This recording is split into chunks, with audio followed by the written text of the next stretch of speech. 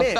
A game that used to be over, you're down 15 with 4 minutes left, used to be over. It's not with Jordan.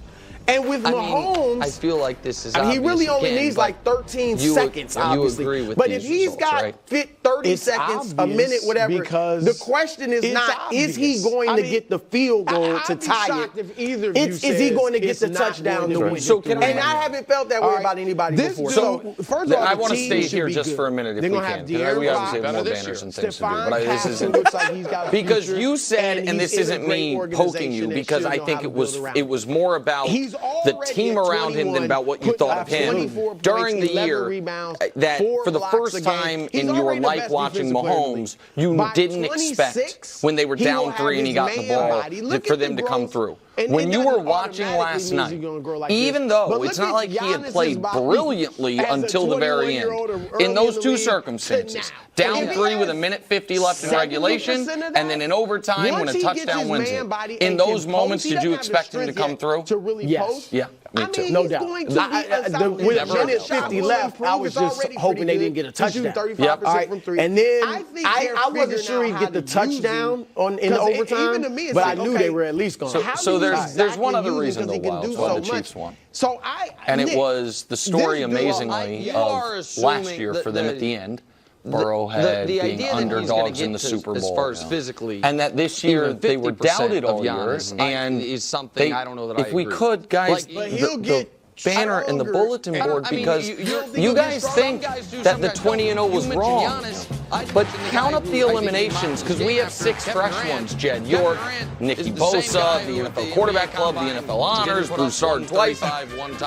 There's 20 eliminations on there. And the Chiefs, of course, outlasted them all. But it was all along. So the bulletin board went 20-0 this season, and the bulletin board remains undefeated. Usual suspect. Exactly right. You thought, people thought 20-0 was dead when the Lions beat them, when in reality, it was that loss to the Lions that birthed 20-0. Because without that loss and the tipped pass, there wouldn't have been so many doubters. There wouldn't have been so many questions. There wouldn't have been so many underdog moments. And so the Chiefs were 30 years old, which is 20 usually exactly. Imagine how that worked out. Thanks to the quarterback club for giving us 19-0. Would have had the exact same. All right, so finally, I can't believe and I don't think our friends in Las Vegas. Oh, sweet Jesus, the board. San Francisco at 1 to win Super Bowl 59. Kansas City at 2. Baltimore, Detroit, Buffalo. Then Joe Burrow, healthy. And then Dak. Is this disrespectful to the 2-time, 3-time, and back-to-back defending champions? It seems absurd. I mean, I feel like, I honestly, I feel like that, and Andrew Filipponi made this point last night, and he's right, that if down the road, Roger Goodell had come to the podium and be like, guys, just so you know, real quick, we're going to actually play all these games again. Vegas would install the Chiefs as underdogs in Buffalo, in Baltimore, and neutral site against San Francisco. So yes, we already have an addition to the 2024 board, and it's the city of Las Vegas and the bookmakers doing that. But so, of course, it's disrespectful because the dynasty is locked. And you know what I mean? It's not just now they are going for other type of legendary history, but what they've done over the last 5 years, and we can show it to you, I think. I want to address the Luka, but if you want to go. It's quite simple. I'm with you. The best 5-year run by a team in the history of how he's coming to the league and where he is currently, and then 5 years from now, offensively, he just gets better, more in shape, more locked in. Yeah. I totally subscribe to that. However, when I talk to people that are in that San Antonio organization, this kid's work ethic and his mentality is different. And I know we don't see it because it's only year 2. He's just wanted to show him, hey, halfway through it. I want to be here 5 with years you and from for now, you. What he's Only already what, come he into signed this for 4 league years? doing offensively. I've got 4 years left on my who he is contract. He's tied defensively. directly to And my if he- future. So let's go be the best that we can in these next 4 years. I like going that. to put on more Anybody size else? because No? he plays. Bro? I do. I like that Dak was there. Some might say, well, he had to be there. With the skill set that he already possesses, I like this. I'm sure that made Brian Schottenheimer feel great. Now. And if I'm Dak, I bet Dak is overjoyed. When he is 7 years Dak in is the thinking, and I know his system. I know this guy. I've worked closely with him. I don't have to change anything. I had the best season of my career under him. Go ahead. That's the only time 2 years ago when Dak finished second in the MVP race that he was even in the discussion for MVP. So he's excited, and I get it. He's with a guy he's comfortable with. Here's the thing. In all my years covering the NBA, there were times when I covered a team and the assistant coach became the interim coach, and then everybody loved him, and he became the head coach, and all the players were excited because they were comfortable with him because they remember when he was just the assistant coach, and they loved him, and it didn't work. I mean, sometimes you can be too comfortable with a guy. So I wonder, not only Dak, but Mike, and I get he was on the offensive side of the ball, but are these guys, these stars, they got some stars, despite the 7-win season, are they going to treat him like a head coach and respect him like a head coach? I'm not saying they definitely won't. I'm just saying sometimes the guy you want, because you love him, you're comfortable with him, he's not going to chew you out and all that stuff, might not be the guy you need. What he is now, which has been great, but he might not improve. A little challenging. The idea that maybe he reached his prime earlier because he was a pro since he was 16, and I buy that. I understand. I don't necessarily. And I know you're not saying that definitively, but the fact that that's on the board, this is what I do. What do you mean we're going to change things? This is fair. That's my issue with this. Wemby is. I know you're Mr. Continuity. Yeah, I thought I was. You don't like. You don't like a drastic change. And I'm not saying that the Cowboys needed a drastic change, but they needed a change. What's also true is this. We're about to see the same thing. Dak is going. I don't think any one of us doubts Dak is going to have success. Similar talent to the playoffs. They're going to be great offensively. They're going to be productive. I don't know. But Luka was what matters is it just statistically he's going to be tied to me. I'm going to have success, or are we trying to win championships? Because you talk about him all the time, and I just don't know if just the continuity shift is enough.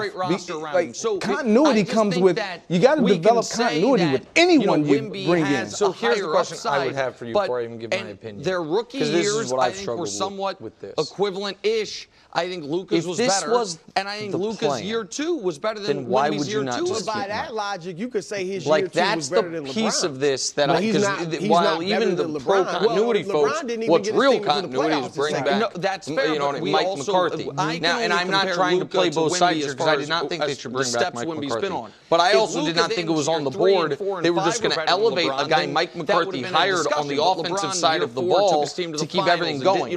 So that's the part of this that to me, I don't understand. I don't understand why you would decide to have the seismic shift of you're changing head coaches without any seismic shift. Like, that's the part that to me is illogical about the process.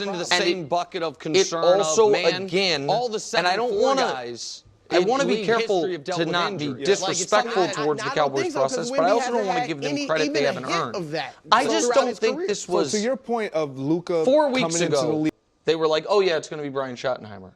I don't think 3 weeks ago they knew we're definitely moving on from Mike McCarthy. And dominating right away. It feels not necessarily fly by the seat of your pants, but like, we'll figure it out. Like, maybe Mike will be back, maybe he won't. And then Kellen Moore's team's still playing. That's a pain. The deal does feel like it's not a good success kind of threw him off. I really do. No, it's just like with Dak and all the free agent CD and all that. All of it seems like a bad process, and so.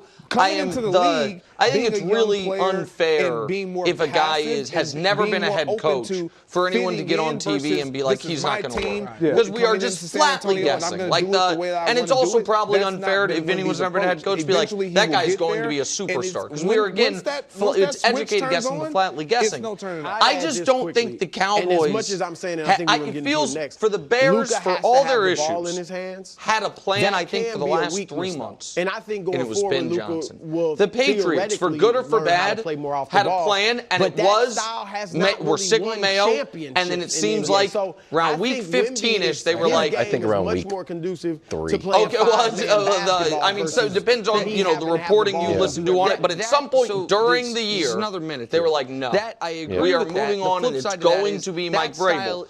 The Jags, for as awkward as the press conference were so dead set on Liam Cohen. They basically were like, we had a plan involved Trent Baalke. We will let you fire him and pay you more, whatever it is. Let me just ask this. I just don't see that with the Cowboys part of this. And so I get Dak. The continuity for Dak is good, and I do think that the Cowboys don't actually need Dak to get you make the playoffs, significantly better for them to reach their goals. They need everything else to come around.